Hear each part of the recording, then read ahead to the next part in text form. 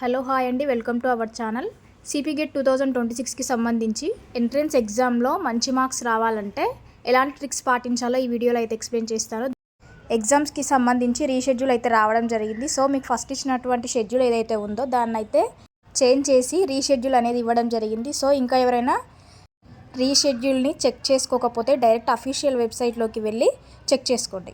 Hall టికెట్స్కి సంబంధించి మనకి ఈరోజు ఈవినింగ్ లోపు అయితే హాల్ టికెట్స్ అనేవి రిలీజ్ అవుతాయి. హాల్ టికెట్స్ రిలీజ్ అయిన తర్వాత మీరు డైరెక్ట్ అఫీషియల్ వెబ్సైట్లోకి వెళ్ళి అప్లికేషన్స్ కింద హాల్ టికెట్స్ డౌన్లోడ్ అని ఉంటుంది. అక్కడికి వెళ్ళి మీ యొక్క application number and date of బర్త్తో ఎంటర్ అయ్యి మీరైతే హాల్ టికెట్ని అయితే డౌన్లోడ్ చేసుకోవాల్సి ఉంటుంది. ఈ వీడియోలో ఏంటంటే ఎంట్రన్స్ ఎగ్జామ్లో మంచి మార్క్స్ స్కోర్ చేయాలంటే ఎలాంటి ట్రిక్స్ పాటించాలో క్లియర్గా ఎక్స్ప్లెయిన్ చేశాను. వీడియోని ఎక్కడ స్కిప్ చేయకుండా ఎండ్ వరకు చూడండి. దానికన్నా ముందు ఒక చిన్న రిక్వెస్ట్ అండి, నేను ఇచ్చే ఇన్ఫర్మేషన్ మీకు యూస్ఫుల్ అనిపిస్తే ఛానల్ని సబ్స్క్రైబ్ చేసుకుని నాకైతే సపోర్ట్ చేస్తారని కోరుకుంటున్నాను. మీకైతే ఎగ్జామ్స్ జూలై 8 అంటే ఈ మంత్ 8 నుంచి అయితే స్టార్ట్ అవుతాయి. ఒక్కో సబ్జెక్ట్కి ఒక్కొక్క లాగా టైమింగ్స్ అయితే ఉన్నాయి. ఎగ్జామినేషన్ షెడ్యూల్ని డౌన్లోడ్ చేసుకొని మీకు ఏ రోజు అయితే ఎగ్జామ్ ఉందో పర్టిక్యులర్గా ఒకసారి అయితే చెక్ చేసుకోండి.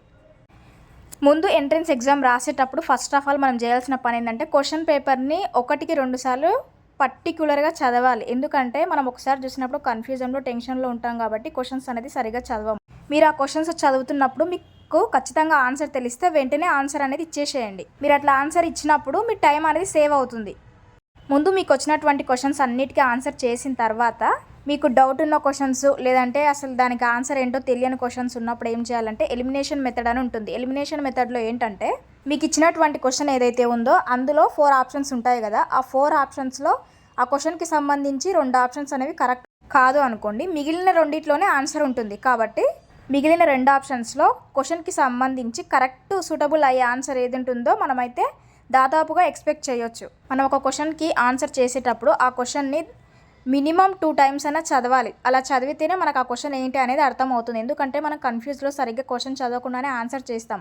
అలాంటి టైంలో మనకైతే మార్క్స్ అనేది పోవడం జరుగుతుంది. కాబట్టి క్వశ్చన్ని ఖచ్చితంగా చదవాలి. మీకు క్వశ్చన్ పేపర్ మొత్తం చదివేంత ఓపిక లేకుంటే ఒక్కొక్క క్వశ్చన్ని కనీసం 2 సార్లైనా చదివిన తర్వాత ఆన్సర్ అనేది చేయండి. ఒక్క క్వశ్చన్కి 1 నిమిషం కన్నా ఎక్కువ టైం అనేది కేటాయించొద్దు. ఒకవేళ మీకు ఆ క్వశ్చన్కి ఆన్సర్ తెలిస్తే వెంటనే ఆన్సర్ ఇచ్చేసి నెక్స్ట్ దానికి వెళ్ళిపోండి. నెక్స్ట్ క్వశ్చన్ అటెంప్ట్ చేసేటప్పుడు మీకు ఆన్సర్ తెలియలేదు అనుకోండి, ఆ 4 ఆప్షన్స్లో అసలు దానికి కరెక్ట్ సూటబుల్ అయ్యే ఆన్సర్ ఏదో మీకు తెలియనప్పుడు ఆ క్వశ్చన్ని స్కిప్ చేసి నెక్స్ట్ క్వశ్చన్కి వెళ్ళండి. లాస్ట్లో మీరు ఆప్షన్స్ ఇచ్చిన తర్వాత లాస్ట్లో మీరు ఆన్సర్ చేయనటువంటి క్వశ్చన్స్ ఏవైతే ఉంటాయో అప్పుడు ఆ మిగిలినటువంటి క్వశ్చన్స్కి ఆన్సర్ అయితే చేయండి. ఒక క్వశ్చన్కి 1 నిమిషం కన్నా ఎక్కువ టైం ఇవ్వకండి, స్కిప్ చేసి ఎండింగ్లో చూడండి. మళ్ళీ చాలామంది ఎగ్జామ్లో చేసేటువంటి మిస్టేక్ ఏంటంటే వాళ్ళకి తెలిసినటువంటి ఆన్సర్ ఏదైతే ఉందో అది ఇచ్చేసిన తర్వాత స్కిప్ చేసినటువంటి క్వశ్చన్స్ని చాలామంది మర్చిపోతారు. అలా మర్చిపోయినప్పుడు మీకు ఎగ్జామ్లో మార్క్స్ అనేవి తగ్గుతాయి. ఎగ్జామ్ మొత్తం కంప్లీట్ అయిన తర్వాత అన్నీ ఒకసారి చెక్ చేసుకోండి, కరెక్ట్ ఇచ్చామా లేదా ఎక్కడైనా క్వశ్చన్స్ వదిలేసామా ఇలా అని చెక్ చేసుకోవడం చాలా ఇంపార్టెంట్. మీకు పూర్తిగా తెలియని క్వశ్చన్స్కి ఆన్సర్ చేసేటప్పుడు మీరు ఇచ్చినటువంటి అన్ని ఆప్షన్స్లో ఏ ఆప్షన్ అయితే తక్కువగా ఉంటుందో అదే సెలెక్ట్ చేసుకోండి. ఫర్ ఎగ్జాంపుల్ ABC అనే ఆప్షన్స్ ఎక్కువగా కనిపించాయి అనుకోండి, D అనే ఆప్షన్ చాలా తక్కువగా ఉంది కాబట్టి మీకు తెలియనటువంటి క్వశ్చన్స్ ఏదైతే ఉంటుందో దానికి D అనే ఆప్షన్ని సెలెక్ట్ చేసుకోండి. మీకున్నటువంటి ఈ టైంలో ఓన్లీ రివిజన్ మాత్రమే చేయండి, కొత్త టాపిక్ జోలికి వెళ్ళకండి. దానివల్ల మీరు కన్ఫ్యూజ్ అయ్యే అవకాశాలు ఉంటాయి. కాబట్టి మీరు ఇంతవరకు ఏదైతే చదివారో దాన్ని మళ్ళీ ఒకసారి రివిజన్ చేసుకోండి.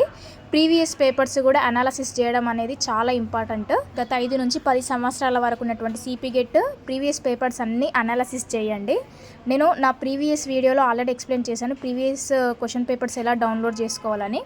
లేదంటే మీరు డైరెక్ట్ గూగుల్కి వెళ్ళి ఈ లైబ్రరీ అని ఎంటర్ చేస్తే మీకైతే ఒక వెబ్సైట్ ఓపెన్ అవుతుంది. ఆ వెబ్సైట్లో సైడ్కి కొన్ని లింక్స్ ఉంటాయి. ఆ లింక్స్ మీద క్లిక్ చేస్తే మీకు సంబంధించినటువంటి అన్ని సబ్జెక్ట్స్కి సంబంధించి ప్రీవియస్ క్వశ్చన్ పేపర్స్ అయితే కనిపిస్తాయి. అక్కడ నుంచి మీరు క్వశ్చన్ పేపర్ డౌన్లోడ్ చేసుకొని మీరైతే అనాలిసిస్ అనేది చేసుకోవచ్చు.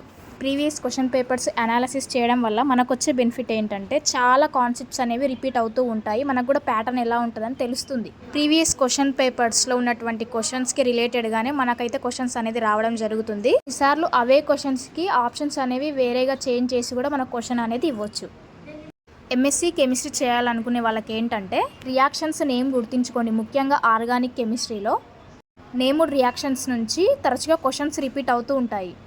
ఇనార్గానిక్కి సంబంధించి ఎన్సీఈఆర్టీ ఫ్యాక్ట్ ప్రకారం కోఆర్డినేషన్స్ కానీ అంటే కోఆర్డినేషన్ కాంపౌండ్స్ కానీ లేదంటే పీరియాడిక్ టేబుల్ కానీ పీ బ్లాక్ ఎలిమెంట్స్కి సంబంధించి కానీ డైరెక్ట్ క్వశ్చన్స్ అనేవి రిపీట్ అయ్యే అవకాశాలు ఎక్కువగా ఉంటాయి. కాబట్టి వాటి మీద అయితే కాన్సన్ట్రేట్ చేయండి. ఎగ్జామ్స్కి ముందు మనము కొత్త టాపిక్స్ మీద ఫోకస్ చేయొద్దు.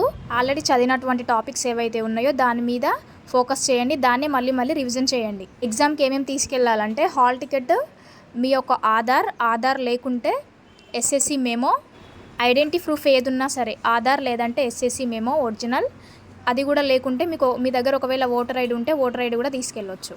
మీకు ఇంకా సిపి గేట్ ఎగ్జామ్కి సంబంధించి ఏమైనా డౌట్స్ ఉంటే నాకైతే కామెంట్ చేయండి. నేనైతే తప్పకుండా రిప్లై ఇస్తాను. మరిన్ని అప్డేట్ కోసం ఛానల్ని సబ్స్క్రైబ్ చేసుకోవడం మర్చిపోకండి.